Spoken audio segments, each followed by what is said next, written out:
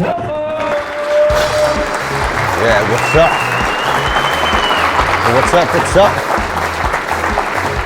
Thank you. Thank you. God bless you. You got it. Good morning. What's up, everybody? My name is Keith Kalfas, and today I want to talk to you about grit. There's a lot of people who got the invitation to be here today, but you showed up. You're doing the work, and you got this. You know, the last couple years have been kind of weird, lots of ups and downs. And there was so much momentum, we were so focused, but then a lot of us have actually downshifted into discouragement. And we're like, what happened? I was so focused over here, and I was crushing it. I could get up and just crush it all day. And especially over the last year, we've downshifted. And it's kind of funny because it's really hard to find your grit and to reach down and pull that person up that you know that can crush it every day when that person's not even there. And you can become a shell of yourself and look in the mirror and be like, well, what happened? And there's also some really successful people in this room who have crushed it. And they're just coasting.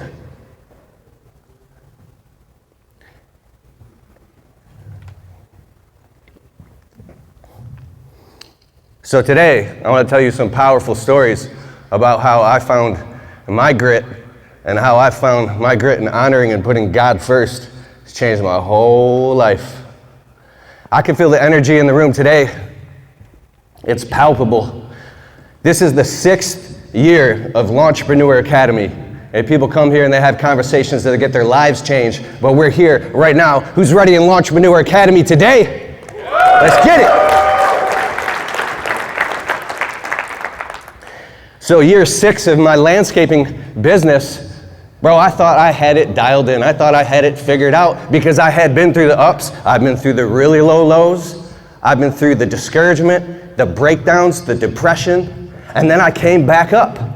I've taken the online courses. I've been to the events around the country. I've read the books.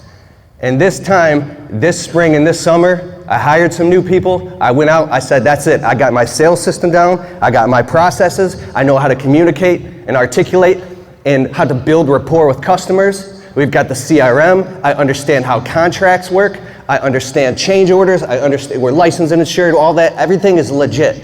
I'm like, bro, I'm bulletproof. I got this now because I want to take care of my family and take everything to the next level, right? You get to the point where you're sick and tired of your own story and you're just an effective executive. So I go out, we're crushing it, and I get a call. We answer the phone, qualify the customers over the phone, and I show up, you know, I'm pumped. I got my shirt tucked in, embroidered shirt, nice hat, my truck's clean, and these customers, they want a quote. The husband and wife are there, so that's good. This is a good sign already. And I start walking around the property already with them, and I have good vibes immediately. I'm like, yes, I got this in the bag, right? Because I'm not showing up to just waste my time or their time. We're showing up to get a signature and a deposit check and book them. Let's go, right? So I walk around the property with these customers, and immediately I'm very, very calm, present, listening to them, describing their wants and needs. The entire property was completely overgrown, by the way. I mean, so much work needed to be done. Where there was garden beds with all the decorative stone, there's weeds growing through it, there's juniper shrubs come all the way out past the garden bed onto the grass. The crabapple trees are just looking crazy.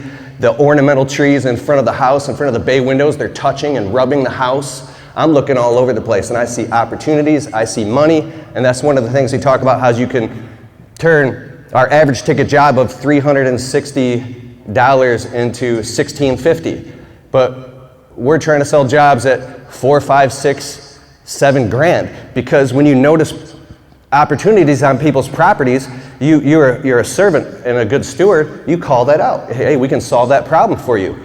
And they're like, oh, let's add that too, let's add that too. So they might call you for a $500 or $700 little job, and you can turn it into a $3,000 job in 15 minutes because they have a problem, you have the solution, sign here. It's pretty simple.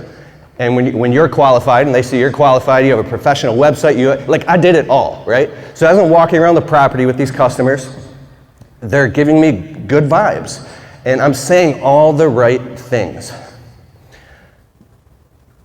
And I even like to do this thing, it's a tactical thing for some customers. If they're talking about something like, what about these boulders or rocks in the garden bed? I'll actually bend down and I'll start moving stuff and looking like, I'm not faking, I'm being for real. I'm looking at the weed barrier fabric and looking at the edging. I'm like, yeah, we can fix that. Do you want that done? And if I'm walking a property with a customer and they skip over a garden bed that they express that they want something fixed on, I'll say, well, 1 second, let's back up. If they want to go too quickly, I want to clarify this area. So do you want this done too? Like this or like this? And as I'm doing that and asking a lot of qualifying questions, they're going, oh, okay, this is the guy, right? And also expressing that my crew will come and we're just going to crush it. Like they don't have to worry about anything. So as I walk around the whole property, 360 degrees, for about 50 minutes, we get back to the front of the property, and I got other quotes to be to. I'm busy, so if you hang out a little too long, and you're just a little too relaxed, the customers are like, what's going on here? Is this guy busy? Like, if you have this kind of almost extemporaneous, let's get it, let's go, they like that because they know you're busy and you're crushing it. So I have all that dialed in. I know this. So we get to the front of the property and we're standing in front of the house, the garden beds. It's like a $700,000 house. And obviously these people are successful. And we talk a little bit more and I'm like, so I give them the price. But something I did that was kind of silly.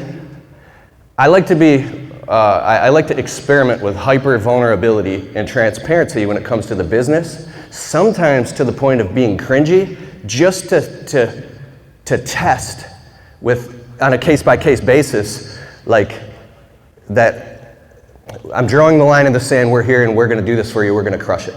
So I literally told the customers, hey, this is what some other companies would charge for this. I think it would be like about the same to less price as mine. At this time, it was about $4,000, right? And I said, I'm just literally gonna go ahead and just tell you what my bottom line is, dumb move. And I said, because I wanna be honest, I don't ever wanna lie because I'm gonna talk about this later. There's 3 things that you're gonna walk away today with. And one of them right here is, I don't wanna speak a lie to my customer, but the world of business is very adversarial. It's commerce. It's like a totally different jurisdiction, so it causes this moral dilemma. I was totally honest. I was like, $3,600. We can come here. I look at my calendar, like in 3 weeks from now on a Tuesday, we'll get all this done and we'll be here in a little over a day, maybe a day and a half. And I was confident that I was going to close the job right then and there. Everything was perfect. And then as soon as I spoke that in complete sincerity, I was good. The husband and his wife are standing there, and the husband looks at me and he goes,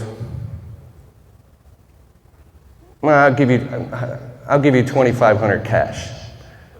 But he said it almost like in a cocky way, like of disrespect. I was like, well, I have a lot of overhead expenses. We're a fully licensed and insured 5-star agency. I expressed and educated him the reasons why we cost what we cost, of how he's not gonna have to worry about anything. He's just gonna have to write the check and we'll solve the problem. And I expressed that we are confident I'm confident in my price and in my ability. Now this is a $3,600 job. It's not anything too crazy. But then he looks at me again, he goes, nah, you can do better than that. Like, come on, give me your best deal. And then I just stood there, I was like, no, I'm actually telling you for real. This is literally my best deal, and we're gonna do a phenomenal job, we're gonna crush it for you, and you don't have to worry about anything. Like, we're the best. Like, I do this full time, and we're gonna crush it. And he's like, and he looks at me with this disdain. Like, all of a sudden, I realized this husband and wife this doesn't happen every day, but they didn't care about me at all. They were literally just trying to juice me to get the best deal possible. I wasn't even a human to them. And dude, I really work, and I've read the books on controlling your emotions, emotional IQ, all this stuff, and how to, let stuff water off a duck's back. But the way that this man looked at me and disrespected me, it was like he took everything that I had been working for this past 6 years and fighting and struggling and suffering and succeeding and going in the pit and breaking through and doing the work. And I was there and I was ready. It was like you're nothing, bro. Like all of a sudden, the way he looked in my eyes, it was almost like, I don't want to go there. I became, my body filled with this feeling I hadn't felt in a long time, and I'm kind of embarrassed, but I felt rage. Like, are you disrespecting me right now? In this moment, something flipped inside of me. I almost just went nuts and started screaming at them right in the middle of the, like right on there. We're in a beautiful neighborhood, birds are chirping, it's summer, 11 a.m. I literally was this close, and the way that, I sound mean right now, but the way that the wife was just like, it was almost like this is their game plan or something. I felt so incredibly disgustingly disrespected. It was like I was this close, I felt it. I feel it right now. I was like, I just wanted to, and I held my tongue, and I said, like now they missed out. I said, I don't want somebody else to come here and do a bad job. Like I really actually care. You might hire someone else trying to find this good deal and you get what you pay for. I'm the dude. And then they continued to do this haggling. And I said, you know what? I composed myself because now it just became noise. And I said, I don't think that we're a good fit. So I hope you have a great day, and I hope that everything works out, and I have other quotes to be to, and thank you very much. I was a little nervous. I was like, but take care and have a great day. And as I try to leave, they start to haggle me more. Now I'm literally this close from flipping out. So I want to interject something real quick. When I was a young man, about 18, 19, I was frustrated. I had lived in, well now I've counted. I've lived in 31 homes, including, we lived in 2 homeless shelters. I've had a beautiful life, but like, I slept in my car. We bounced around from place to place, Section 8 housing, government assistance, food stamps, like legit homeless, right? And I've slept on people's couches, I've slept in basements, and I was very frustrated looking at other people and comparing myself to other people, just wanting to be successful growing up. And it was bad programming that caused a lot of negative self-talk that I was working through.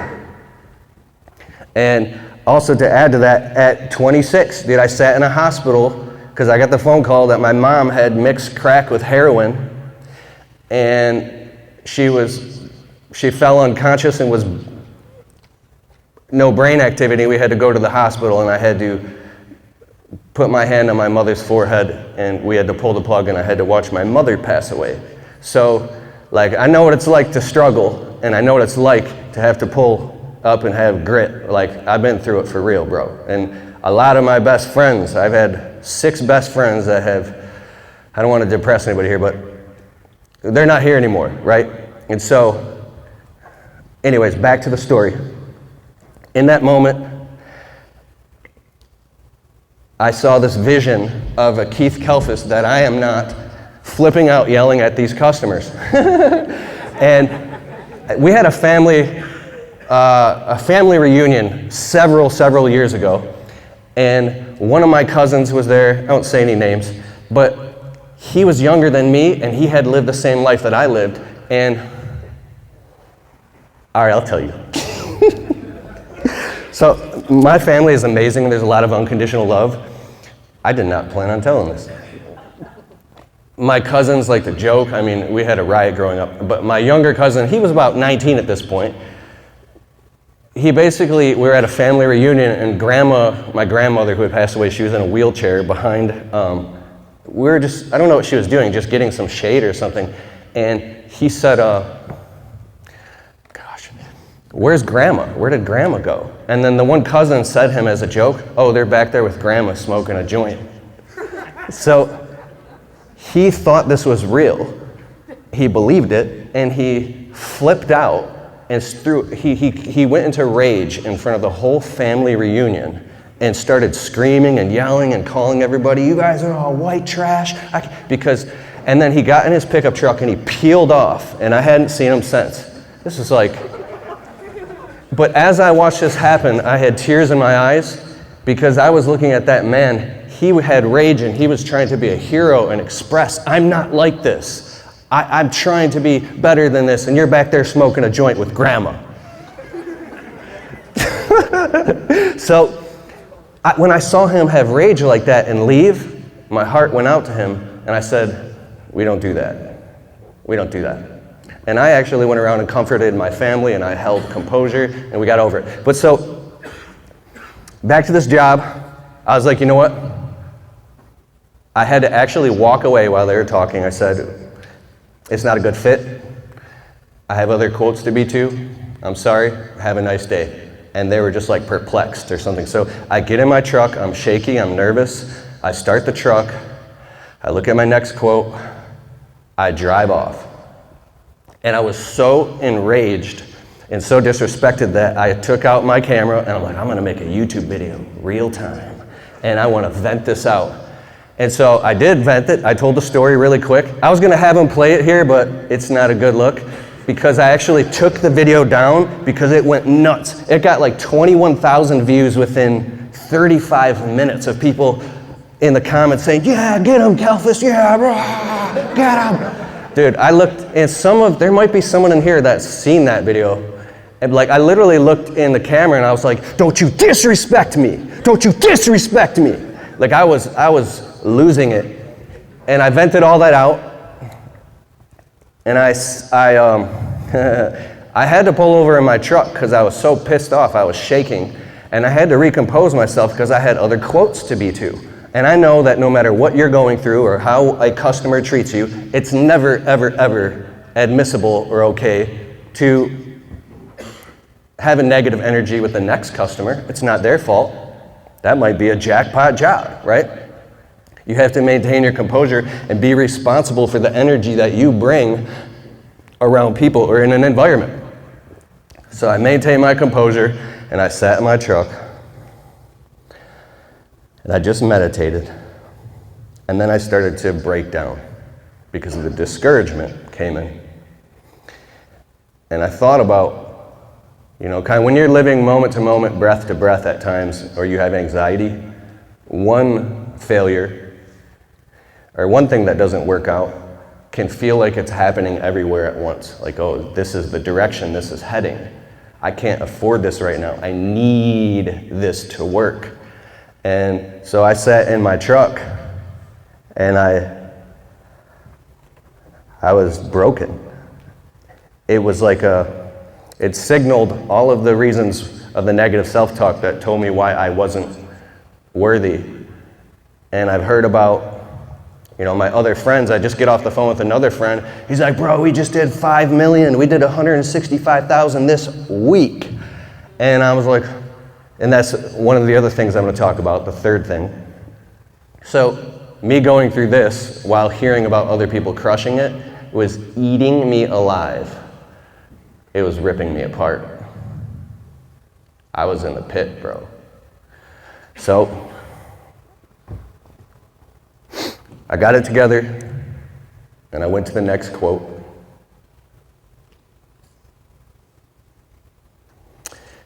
And this is where we set the demarcation line. This is the difference that makes the difference.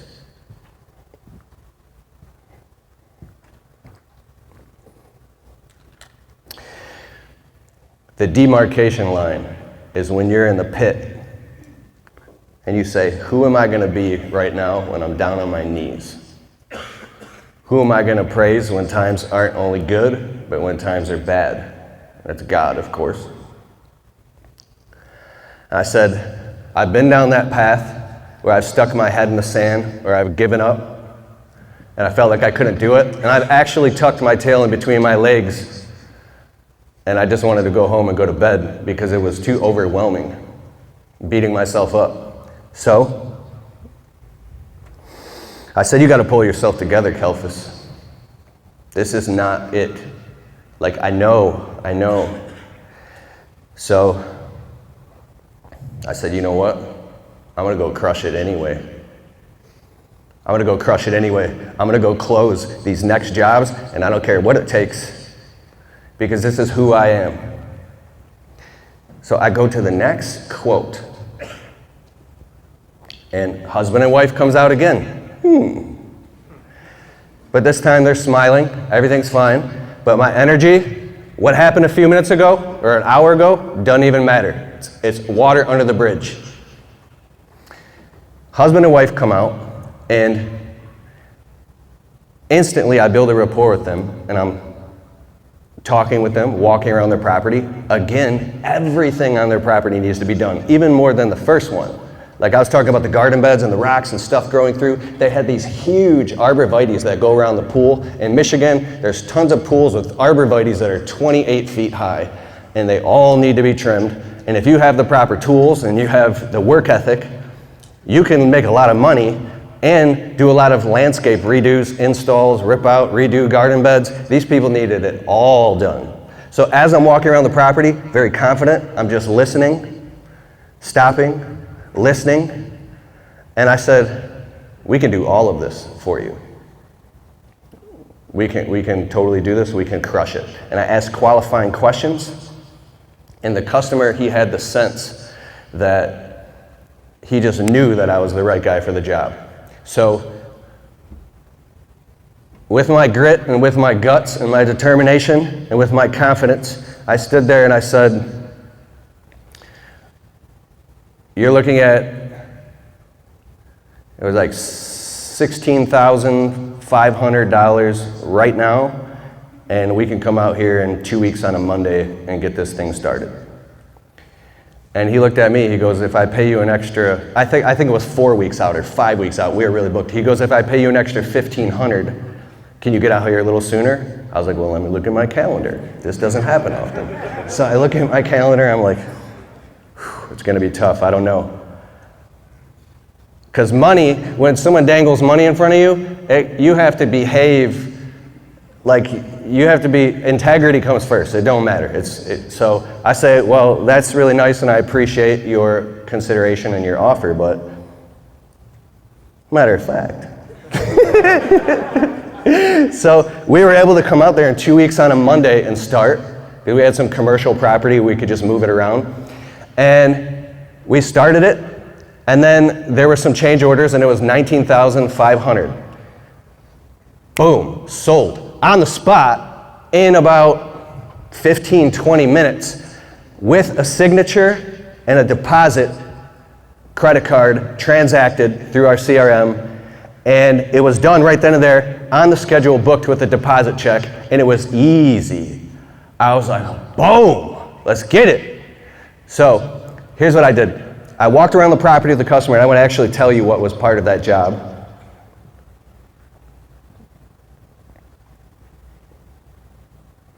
Because when I give customers a quote, it's important to be very clear and express what's going to happen and how things are going to go.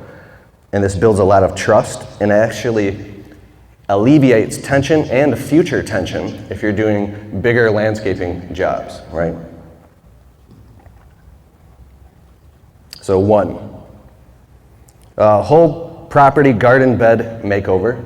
So I put this in item lines in full description inside of the CRM and send this to them. Trim all trees and shrubs on property as needed. And you can have a rule in there, everything up to 15 feet or something like that. So it's clear that you're not going to be trimming frickin', 80-foot tall poplar trees, but they didn't have that. 2, backyard. Trim all privacy arborvitae shrubs around backyard property line with 16-foot orchard ladder and pole extension trimmers, and clean all debris, including raking out and removing dead matter from underneath. So when you trim arborvitae shrubs, if you tell them you're gonna, yeah, we'll clean all it up, during the quote, you should stick a rake or get in there and look and see, because there might be, oh, you know, bro, there might be 20 years of stuff, and now your guys are bringing out tarp load, filling up an entire dump trailer of arborvitae trimming debris. So I'm very clear, and be very clear with the customer, and take your time. That's why you raise your prices, you can take your time, and make sure that that's very, very, very clear. And inspect everything. Always inspect what you expect. So the next thing is remove, prune, transplant any shrubs and perennial plants as needed. Dispose any overgrown or crowding plants. This is all built into the budget. Strip down all existing garden beds by removing old rocks, mulch, removing old fabric, if necessary, and regrade and reshape all garden bed edges. They didn't have a lot of garden beds on the back, but the garden beds at the front were kind of big, so it was priced accordingly. 6, install 136 linear feet of black metal edging with metal stakes around all front yard garden beds, including small garden island and front lawn. 7, install approximately 700 square feet of felt weed barrier fabric with metal staples in front garden beds, including small garden bed, island, and front lawn, and underneath all arborvitae beds around pool and side of house. This is what I typed while actually sitting in the truck. I said, hey, give me a little while. This could take me 30 minutes. I'm going to go sit in my truck. In about 30 minutes, I'll come knock on the door, and I'll have a full quote ready for you right here, right now, because I want this 33%, $6,500 of $19,500 deposit check right now. So do it now. Don't wait on the quotes, especially if they're bigger ticket items, because now with today with Amazon, I ordered something and it showed up in 4 hours. Speed is value. Decorative stone. Backfill and top dress all completed garden beds with approximately 8 yards of decorative stone, 2 to 3 inches depth. I'm almost done here. Alongside of house, remove existing garden bed and replace and install 26 linear feet of new sod, including lawn repair of any areas around newly installed edging. 10, meticulous final cleanup of all garden beds and work areas, all debris removed from property, $19,500. So, when you do a job like this, take the time with the customer and break down specifically what they're going to get on what days. So I say, this is how it's gonna go. We're gonna show up with a 4-man crew on Monday, and we're gonna start doing demo and getting the job ready and bringing all the materials on the job site. Day 2, you can expect the whole front garden beds to be done, plants planted, fabric in. Day 3 will be in the backyard, and then installing the mulch, the rocks. And then day 4, we'll be here for a half day to do all of the meticulous final cleanup so your property looks like nobody had ever been on it, and we'll follow that. So you let the customers know what they can expect on what days, and then it reflects everything itemized in the quote. And then I also create a text message thread between the husband and the wife, so we're on a thread, and I let them know in text message just quickly. I don't do this on tiny jobs, it's a waste of time, but bigger jobs. Hey, day 1, we did this, we crushed it, see you tomorrow, and you can expect this. So I just let them know each day what's happening, so we're right on par. And now the customers are like, this is amazing. This guy is so organized that we can just relax and do our thing, because they got it handled, brah. So that little bit of communication works. It's the craziest thing. We start the job, we're there about a day and a half, we trim all the arborvitaes with the orchard ladder. They look beautiful, precise, like so clean, rake them all out, fill up the dump trailer with all that stuff. And all of a sudden, a construction company shows up on the property and starts doing demolition and tearing up the driveway with machines and ripping out the walkway right where we're installing our landscaping and beautiful garden beds and doing all this work we got to do. I'm like, what is going on? And the customers are like, so they're paying me like 20 grand. Meanwhile, they're spending 100 grand getting crazy stuff done. Like, they wanted a sink in their back pergola they were getting installed. We should get into some luxury outdoor living spaces, right? Just to have that sink, they had to have some special drainage per the city permit, so they had to They're like, well, let's just spend another 20 grand and rip up the whole driveway to install a drain that goes to this specific location. So while this is happening, I was like, this is gonna ruin our work. We have to actually stop and leave. And they're like, yeah, we're really, really sorry. Like, I don't know why they did that, but we left the property and it took 6 weeks. So we're doing tons of other jobs, we're crushing it. I'm driving by the property here and there. There's just materials all over the place. We can't even work there now. This is crazy. That's why I'm telling the story. So we come back after 6 weeks, we get them back on the calendar, and we get in. Now the other company's gone, everything's clean, brand new cement, everything, and we just start crushing it, and we bang out the job. We get the job done beautifully, impeccably. It was so good. I was taking pictures, we did some videos. The customers were super happy. And oh yeah, halfway through the job when we showed up, you get the second deposit check. Another 33% with the signature. Boom, boom, boom. I got another $6,500. And now, at the end of the job, due upon completion, right on the spot is your final check. It's in the contract. No like net 30, net 45. I understand if you do commercial, it's different, but I'm trying to get paid now. So I tell the customers, at the end of this job, we're gonna do a final walk around. And I want my guys to have like literally buckets with their fingertips, any little microscopic pebble, blowing down everything. I want everything so precise that when the customers walk around, they're like, this is amazing, wow. And I'm not physically doing that. My guys are doing that while I'm relaxed. They're happy, they sign off on the job. Like that's what it's supposed to happen. But the weirdest thing happened. We finished the job, and I'm trying to get a hold of the customers. I can't. They're not coming outside. I'm knocking on the door. They're not answering the door. I'm calling them. They're not picking up. So I text them. So when somebody owes me money, I'm not like crazy or anything, but I'm on top of it. If you don't pay me, you'll be getting a text every 24 hours. You'll be getting an email. You'll be getting reminders to the point where it's like, ugh. So I stay on top of that. We should do that. So I wait a day, my emotions start getting like this. I'm like, dude, that's $6,500. That's a big chunk of our profit. Why are they not responding? Okay, maybe something happened. Maybe they have a family issue. I don't know. You have to stay calm when somebody owes you money and not freak out. Stay calm, because you will put gray hairs on your head by freaking out. I know this. Stay calm. Now a few more days goes by and they're not paying me. I'm calling them right now. I call them again. They pick up the phone, and the husband and wife are in. They're driving, and they have me on speakerphone. And I was like, hey, what's going on? It's Keith. We finished the job. You guys seem very happy. I just wanted to see if we can square up. And they were nervous. I'm like, what's going on? They said, well, we know that we're holding your final payment because we're kind of upset. I was like, what? They said, while you were gone finishing the job somewhere over the weekend, some other arborist, some tree company came, and they offered to give us a quote. And they looked at our property, and they went in the backyard, and they saw the arborvitae shrubs that you guys trimmed. And they said, now this is the middle of really hot August. It was heat advisory, no rain for like weeks. They said that this other arborist company said that you guys had put our shrubs into shock by over trimming them, and that it's going to cost us $8,500 to fix them. I was like, huh? So I said, I'm coming to your property right now. I show up at their property, I'm with the husband and wife, and I'm standing where the arborvitaes are, and I'm looking, everything is like looking green, it's looking fine, but it's also really, really hot out. I'm like, so what did they say again? So they repeat it to me.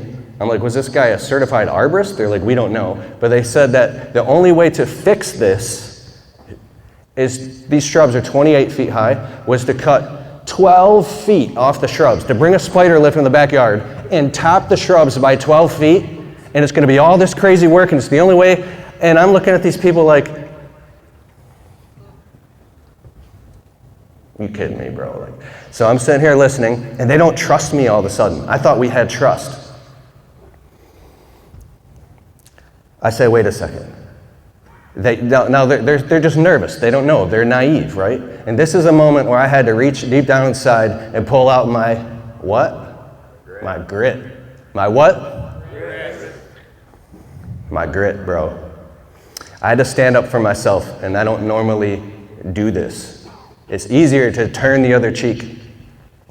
So they needed to hear it back. I said, wait a second. You told me, I just spent the last 7 weeks knowing you. I know we don't know each other that well, but we were laughing. We've crushed this whole job. We did a great job. Everything's fine. You researched my company before you hired me. You called me and chose me. And why did you choose me? Oh, because you had 150 positive 5-star reviews, because of all these good things, right? So you mean to tell me that we've been knowing each other for 7 weeks now, and I was gone for a couple days, and some random guy who doesn't even know me is going to throw me under the bus to try to juice you to get a sale? I said, take a look around. I said, look at all your neighbor's shrubs. Look at the trees, the oak trees, the maples way up there. We're in a subdivision. I said, see, we've been in a heat advisory for about 4 weeks, and it hasn't rained. Everything is kind of curling a little bit, and everything's suffering from heat stress. I said, everything's under heat stress. I think your shrubs need some water, but they're totally fine. And they still didn't believe me. They were scared and holding my money. Then I did something that I had to do because I knew I was going to lose in that minute, and I was going to get straight up ganked. I stood there, and this courage came from inside of me, and I was like,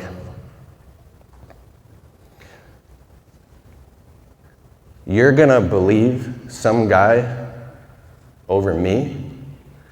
This is bullshit. And as soon as I said that, that's exactly what I said, they because you shouldn't cuss at a customer. I said, this is bullshit. And the customers woke up out of hypnosis. They were like, and now they believed me, and they were like, yes, we believe you.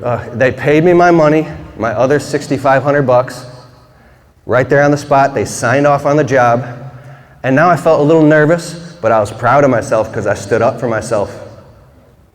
And I went back into my truck. I was like, whew. And I was still nervous, but I was like, damn. And the funniest thing happened. I'm out of time here, so I'll just wrap this up right now. It was a few weeks later, I drive by, everything's still beautiful, the shrubs are fine, they're growing like crazy, they need to be trimmed again. But I'm in a restaurant with my wife on date night. We do date night every single Tuesday night without missing, no matter what. We put God first, we put our marriage first, bro. There's no other way to do it. And I love my wife no matter what, dude. I honor and I respect God, the Holy Spirit, Father in heaven. There's no other way. If you were discouraged and depressed or anything, reach through the clouds, and Jesus could be in a meeting and you're grabbing his ankle. I need you right now, God. And if you do it with a contrite heart and a complete spirit of surrendering and say, you know what? I'm just going to give this a shot and 100% just surrender right now. And I pray for anybody in this audience who's going through anything, that any stronghold be broken off you right now in the name of Christ Jesus, right now. I mean it 100%. It is broken right now. It is broken. So I'm sitting in the restaurant with my wife, and I look across, and there's the husband and wife, my clients. They're just sitting there peacefully eating. And I was like, honey, those are the people. No, they're really nice people. They didn't mean to cause me any harm, but they were just nervous, right? It's understandable.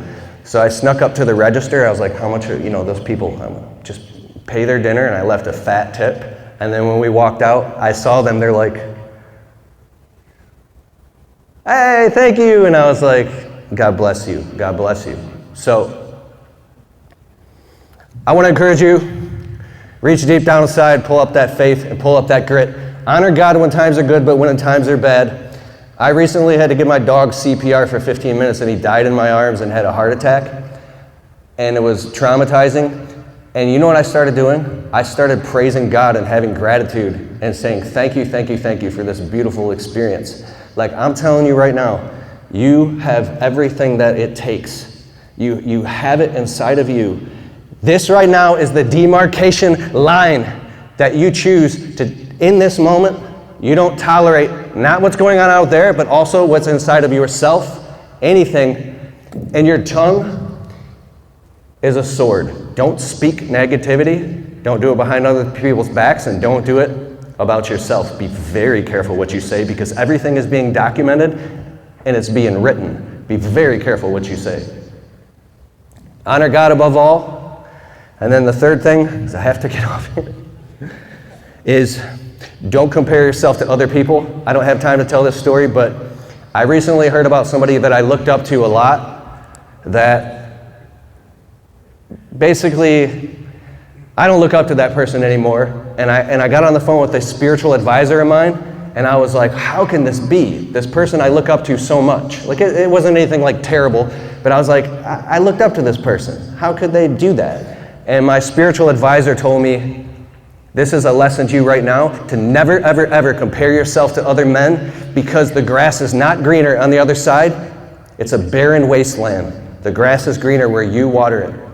When you walk into your purpose, your mission and mandate for your life, and you focus on you and do your own unique thing, you will prosper abundantly and have fulfillment at a level you would have been miserable over there. And they'll be looking at you saying, I want to be like that guy. I'm telling you the truth, and this is the truth. God bless all of you. I'm Keith Kalfas. I love all of you. And that's the end of my talk. Thank you.